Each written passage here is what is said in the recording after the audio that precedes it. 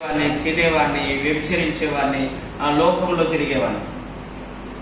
ఎవరైనా ఇది చేస్తే కొట్టేవాడిని కూడా, ములాద లేకుండా తన్నేవాడిని. అంటే ఒక దుర్మార్గపు జీవితం.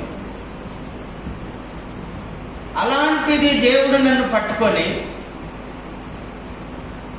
దేవుని వాక్యాన్ని చదివేలాగా చేసి, నేను పాపిని అని గ్రహించేలాగా చేసి, నా పాపములను ప్రభు దగ్గర ఒప్పుకొని విడిచిపెట్టి నమ్మి బాప్తిసం పొందడం ద్వారా పరిశుద్ధాత్మ నాకు అనుగ్రహించబడిందండి. హల్లెలూయా. చదవండి ఆ మాటను మనం చదువుదాం.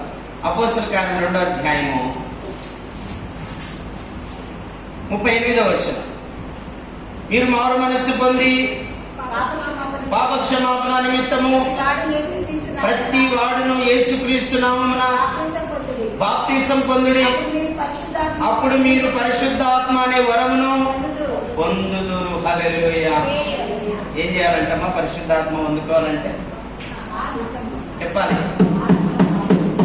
పరిశుద్ధాత్మ మనకు అనుగ్రహించబడాలంటే, ప్రభు యొక్క ఆత్మ మనకు అనుగ్రహించబడాలంటే యేసు ప్రభు అని నోటితో ఒప్పుకొని యేసు ప్రభు అని హృదయంలో అంగీకరిస్తే ఆ పరిశుద్ధాత్ముడు మనలోనికి వస్తాడని ఒక చోట రాయబడింది, 1 కొరింథీ 11:2లో. తర్వాత ఇక్కడ కూడా రాయబడింది, యేసు ప్రభు అని నమ్మి, యేసుక్రీస్తు ప్రభు అని నమ్మి విశ్వసించి ఆయన నామములో బాప్తిస్మం ఎప్పుడైతే పొందుతామో మన పాపాలన్నీ కూడా క్షమించబడి పరిశుద్ధాత్ముడు మనలోనికి వస్తాడు. హల్లెలూయా. ఎప్పుడైతే పరిశుద్ధాత్మ మనలోనికి వస్తుందో అమ్మా మనం శక్తివంతులం అవుతాం. హల్లెలూయా. నాకు ఒకప్పుడు ఇంత శక్తి లేదండి, ఇంత బలం లేదు, ఇంత జ్ఞానం లేదు, ఇంత వివేచన లేదు, ఇంత ఆలోచన లేదు, ఇంత వినయం లేదు, ఇంత విధేయత లేదు, ఇంత మంచి మనసు లేదు ఒకప్పుడు. ఇవన్నీ యేసు ప్రభు ద్వారా, యేసు ప్రభు యొక్క ఆత్మ ద్వారా నాకు అనుగ్రహించబడ్డాయి.